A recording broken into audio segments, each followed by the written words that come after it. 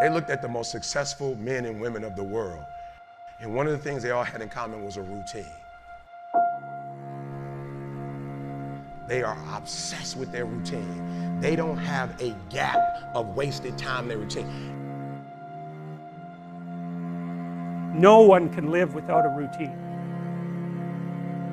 You cannot be mentally healthy without a routine.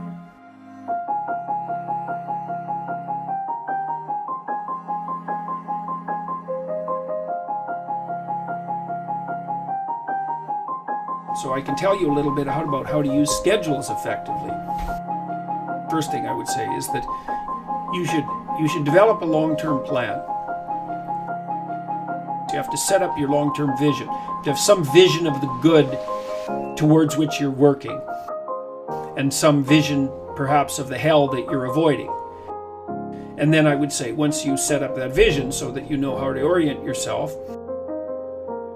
then you should start designing your days. And you can do that very effectively with a calendar like Google Calendar. Many people say, well, I hate using a schedule, or I hate using a calendar.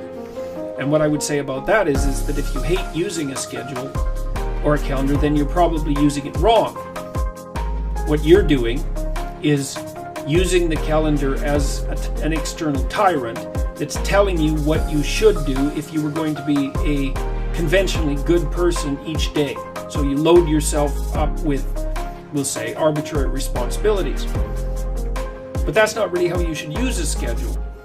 What you should use a schedule to do is to design the day that you would most like to have.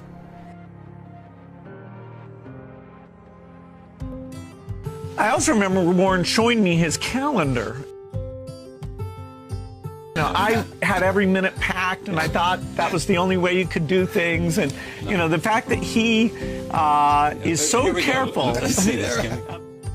So that taught you what? Not to crowd yourself too much and give yourself time to read and think and... Right, that you control your time. And that sitting and thinking may be a much higher priority than a normal CEO who, there's all this demand and you feel like you need to go and see all these people. It's not a proxy of your seriousness that you filled every minute in your schedule. You're going to want your time. Yeah, and it's the only thing you can't buy. I mean, I can buy anything I want. And there's no way I will be able to buy more time. Rich people don't waste time. They realize it's their most important commodity. They don't watch a lot of TV. They don't do a lot of entertainment. If they're not working, they're studying their craft and getting better at their craft. The goal is to have a vision for your life such that, all things considered, that justifies your effort. Well, then you turn down to the micro routine. How does that instantiate itself day to day, week to week, month to month? Okay, so what's the rule with the schedule? It's not a bloody prison. That's the first thing that people do wrong. They say, well, I don't like to follow a schedule. I have to do this, then I have to do this, then I have to do this, and then I just go play video games, because who wants to do all these things that I have to do? It's like wrong. Set the damn schedule up so that you have the day you want. That's the trick. It's like, okay, I've got tomorrow. If I was going to set it up so it was the best possible day I could have, what would it look like? Maybe 20% of your day has to be responsibility and obligation, or maybe it's more than that, depending on how far behind you are. But even that, you can ask yourself, okay, well, I've got these responsibilities. I have to schedule the damn things in. What's the right ratio of responsibility to reward? And you can ask yourself that, just like you'd negotiate with someone who is working for you. It's like, okay, you got to work tomorrow. Okay, so I want you to work tomorrow. And you might say, okay, well, what are you going to do for me that makes it likely that I'll work for you? Well, you could ask yourself that, So maybe you do an hour of responsibility and then you play a video game for 15 minutes. I don't know, whatever turns your crank, man. But, you have to negotiate with yourself and not tyrannize yourself.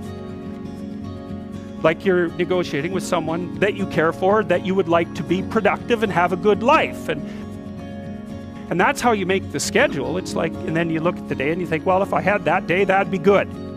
You know, and you're useless and horrible, so you'll probably only hit it with about 70% accuracy, but that beats the hell out of 0. Right? And if you hit it even with 50% accuracy, another rule is, well, aim for 51% the next week, or 50.5% for God's sake, or because you're going to hit that position where things start to loop back positively and spiral you upward. So that's one way that you can work on your conscientiousness, is plan a life you'd like to have.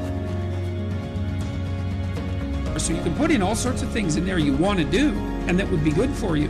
And that's a really good way to start being more industrious. Learning to plan is unbelievably useful to schedule your time, because that's your life, you know.